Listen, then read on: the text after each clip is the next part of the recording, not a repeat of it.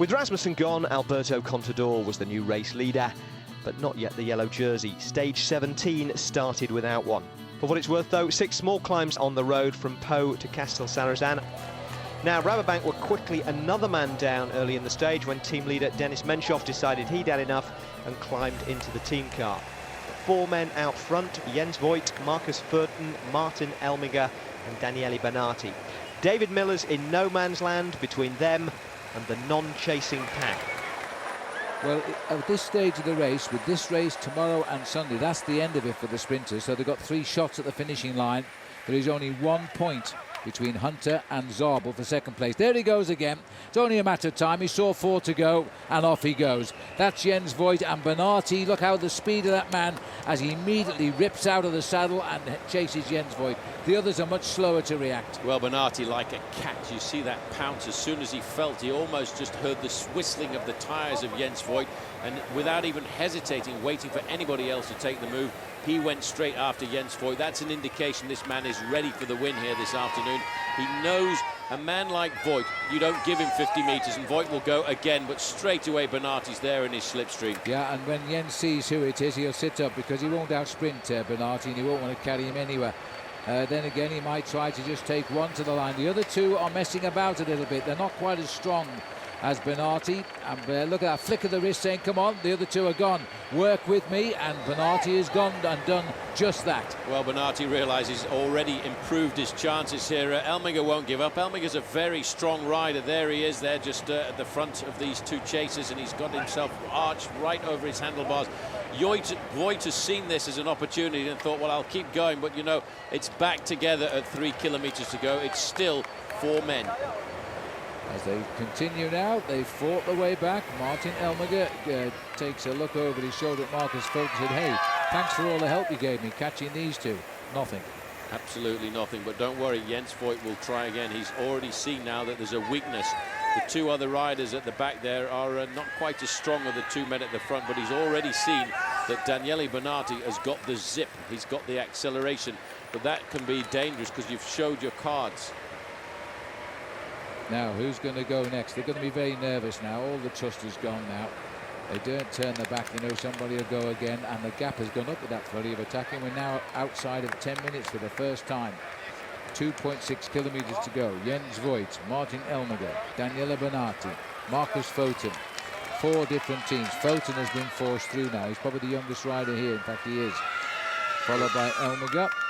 Well, Furten was thinking there, shall I have a go myself? I could just see the muscles starting to twitch a fraction, but Elmiger says no, at 2 kilometres to go, let's just keep the pace nice and high. Let's not mess around like this anymore, because we might as well get ourselves to the finish and just run it out man to man in a drag strip race to the finish line. Now, let me see, 1.5 kilometres to go. Expect Jens Voigt perhaps to shoot off the back of this group.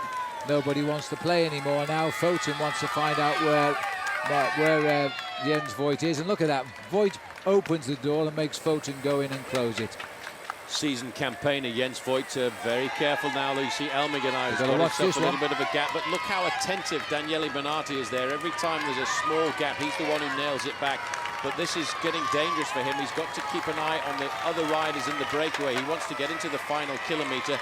Then he'll start to feel a little bit relaxed. He's feeling now like a track sprinter. He's been put on the defensive, looking over his shoulder. He knows these guys know that he's the fastest rider in the breakaway. And Jens Voigt, no, I'm not coming.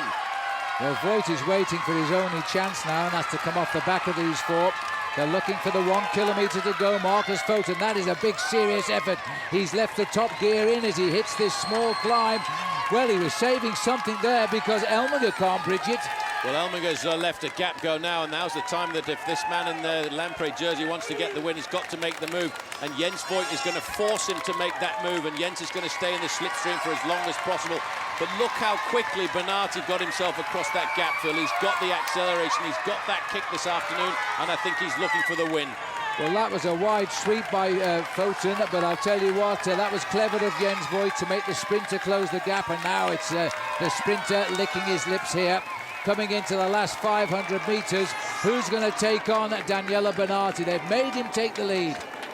Well, he's just sitting there locked up against the barriers. The reason he's riding there on the left-hand side of the road against the barriers is to force the other riders to come by him. Now he's opening up the gap. He wants to start this sprint from the back position, looking back to see if there's anybody else there. Jens Voigt knows the wheel that he wants. This is going to be like a track, and again, you can see Foten makes the move. Well, that was a false move, in fact, by Omega, but he sat down immediately when they looked across and seen him. Now it's the line-up for the finish. And they've got Martin Elmiger, the former champion of Switzerland, sitting on the front.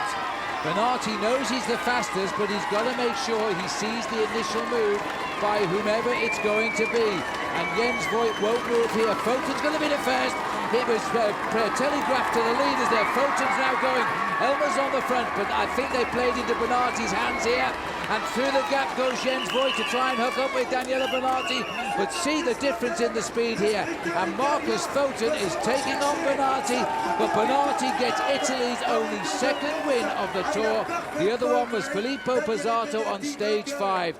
It was pretty easy in the end. Well, it was pretty easy, but very nervous for Daniele Bernardi. He knew he had to do something special. He had to watch everybody. They all knew he was the fastest man in the breakaway here this afternoon. But you never know in a group like this of 4 riders after such a long breakaway, 183 kilometers of breakaway, the body can do funny things, but it didn't for Daniele Bernardi because he got the victory he's been looking for. Well, it was all over, wasn't it, once Bernardi got on Marcus Foten's wheel. Now, behind the front 4, David Miller was best of the rest of the day's breakaway group, 2 minutes 41 back. Another 7 minutes behind him. The sprinters were winding up to resume the battle for green jersey points. Point of honour, this one, as the big lead out comes, and his big Stegman's just in front of the man in green. Bonen is in a perfect position now as the sprinters will move off.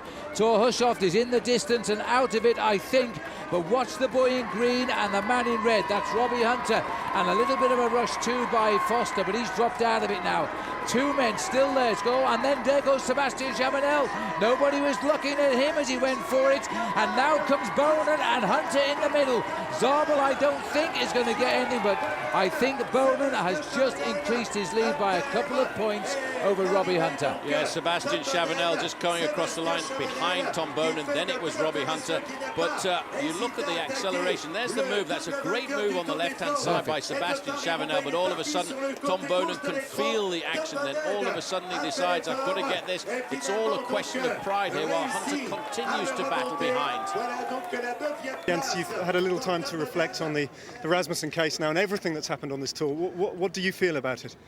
Well, yesterday, or when I heard the news, it really hit me very hard and I was really disappointed.